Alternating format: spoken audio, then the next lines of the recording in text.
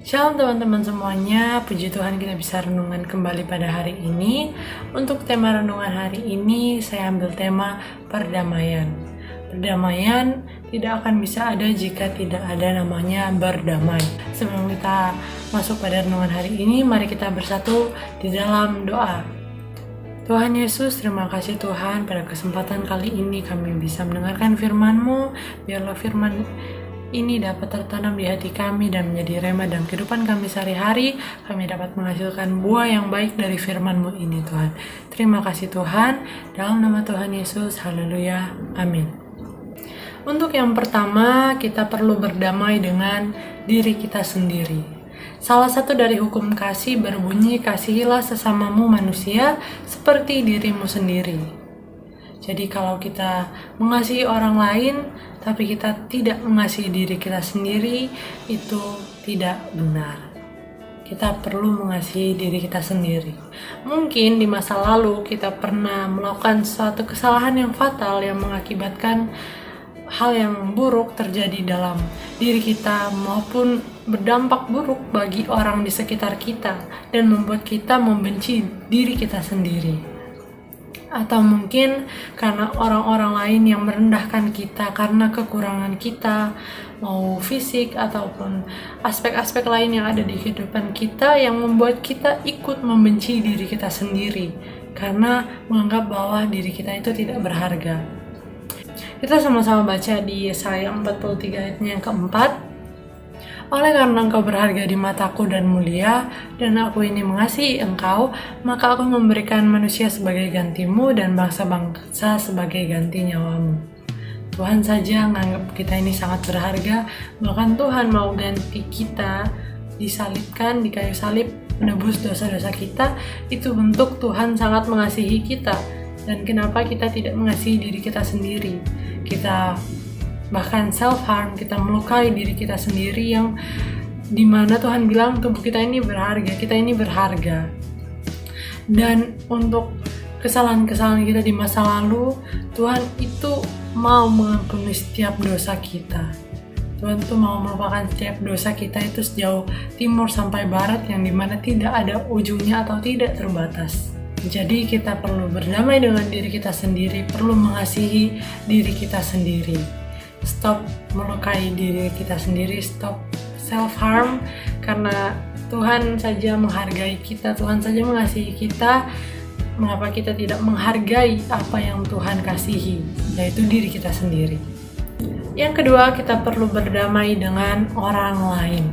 Orang lain di sini ada banyak banget karena Tuhan bilang saling mengasihi itu banyak banget kata-kata di Alkitab untuk mengasihi orang lain. Dan tentunya kita perlu mengasihi sesama kita, orang yang kita kenal, orang yang tidak kita kenal, keluarga kita, orang tua kita, saudara kita, sahabat kita, teman-teman kita, guru kita, dan banyak banget orang yang perlu kita kasih, bahkan musuh kita.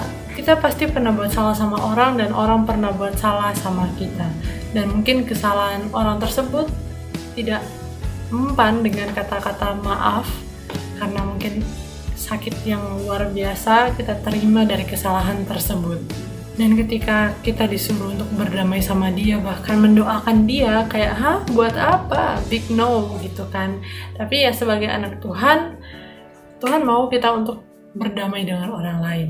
Dan untuk melakukan hal itu akan sangat sulit jika tidak dilakukan dengan kasih. Karena kasih menutupi setiap kesalahan. Yang ketiga, yang terakhir dan yang terpenting, kita perlu damai dari Tuhan.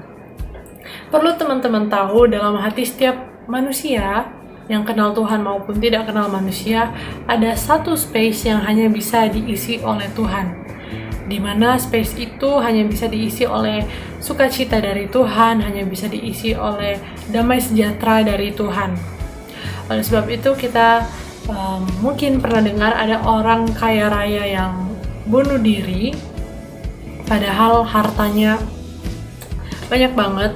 Dan kalau dipikir-pikir, dia melakukan hal-hal yang dia suka, misalnya shopping, traveling, vacation, dan banyak hal lain yang bisa buat dia itu bahagia. Tapi kenapa dia bunuh diri? Jawabannya itu ada dalam surat terakhir mereka atau kata-kata terakhir mereka, di mana kebanyakan dari mereka bunuh diri karena mereka merasa hampa.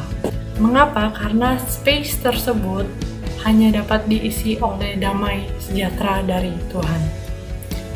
Jadi ketika kita sudah tahu kita perlu berdamai dengan siapa dan kita membutuhkan damai seperti apa, Tuhan mau kita untuk menjadi pembawa damai. Yesus berkata, berbahagialah orang yang membawa damai karena mereka akan disebut anak-anak Allah. Jadi kalau kita bertemu dengan orang atau teman kita yang membenci diri mereka sendiri, melukai diri mereka sendiri, kita perlu ingatkan bahwa mereka itu berharga di mata Tuhan. Tuhan mengasihi mereka.